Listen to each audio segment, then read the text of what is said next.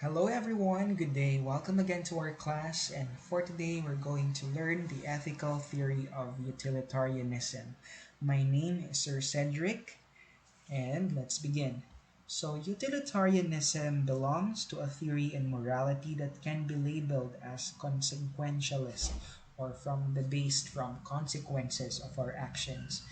An ethical theory is consequentialist when it puts primary consideration and emphasis on the effects or results that an act or conduct brings rather than on the motive or the intention that the agent may have. Here, unlike in natural law ethics, utilitarianism plainly disregards the act itself as the basis of morality. In assessing whether an act is good or bad, a consequentialist looks into the outcome or the consequences of the act or conduct. What solely matters is the result of the deed, but not the deed itself. More specifically, a consequentialist ethical theory essentially asks these possible questions. What good will come from doing this? What benefit can one get in performing such an act? What harm would come if a particular action is done? Who will stand to gain if this action is performed? So, in utilitarian ethical theory, no action in itself, the act per se, can be considered or called as good or bad, right or wrong, apart from its outcome or end. Utilitarians claim that there is nothing that we can say in terms of the moral worth of the act that is not dependent, in one way or the other, to its consequences. Actions for them do not have intrinsic moral values. So, furthermore, as a consequentialist ethical theory, utilitarianism believes that actions are morally significant and valuable only in as much as they produce what is the desired or expected from them. Here, an act is always viewed as a mere instrument to achieve something. Thus, we can say that morality here in this theory poses only as an instrumental value. It is merely means to an end. It is not an end in itself, as contrast to non-consequentialist deontologist theories, which believes that morality is good for its own sake. So let's proceed to ethical hedonism. Another significant characteristic of utilitarianism as an ethical theory is the emphasis of the pleasure and happiness or contentment that one can get from doing an act or from a particular course of action. This element in this theory would also show that it harbors pain or unhappiness as possible effects in the performance of certain actions. For this theory, utilitarians in general, pain and suffering should be avoided when one is thinking about doing something. If a proposed act results to unhappiness, then happiness, pain, then pleasure, harm, then good, then it has to be rejected or avoided. Hence, for this theory, utilitarianism, right and wrong are dependent on the pleasure or pain that an act will bring or result to. If an act produces pleasure, it is considered right or good. If it results to pain, it is considered wrong or bad. Everything else is viewed as insignificant or unimportant in assessing the act's moral worth and value. So, ethical hedonism places an emphasis on the pleasure as the primary, if not the sole criterion, whether an act is good or bad.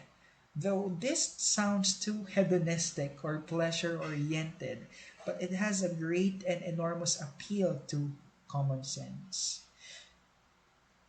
All right. So, this theory advocates a philosophy that holds that for living the primary reason for living is to seek for pleasure or happiness and to avoid pain and suffering as much as possible. More specifically, it claims that the good life is one that is spent for the pursuit of bodily pleasures. In fact, goodness is equated with pleasure of sensual nature. Now let's go to the principle of utility. Although the central features of this theory, utilitarianism as a philosophical movement, were already systematically expounded and articulated in the 18th century by a number of leading European philosophers. Most notably, this is David Hume.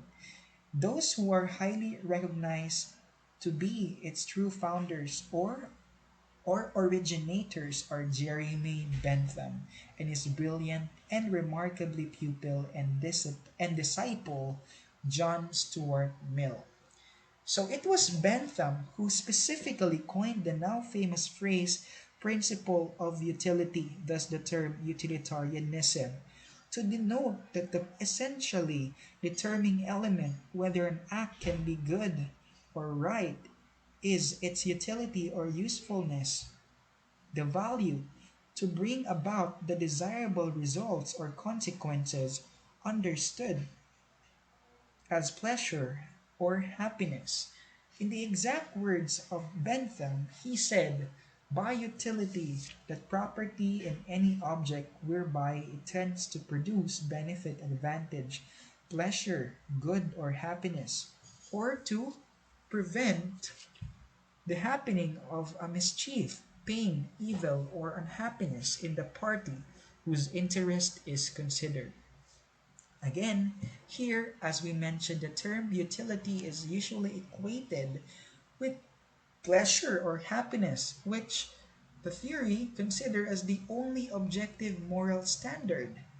The claim that there is one and only one moral principle is that of utility makes utilitarianism an ethical theory that can be considered in a way absolutist and a believer in objective morality. So some critics, though, would in their objections to it can argue otherwise. Alright?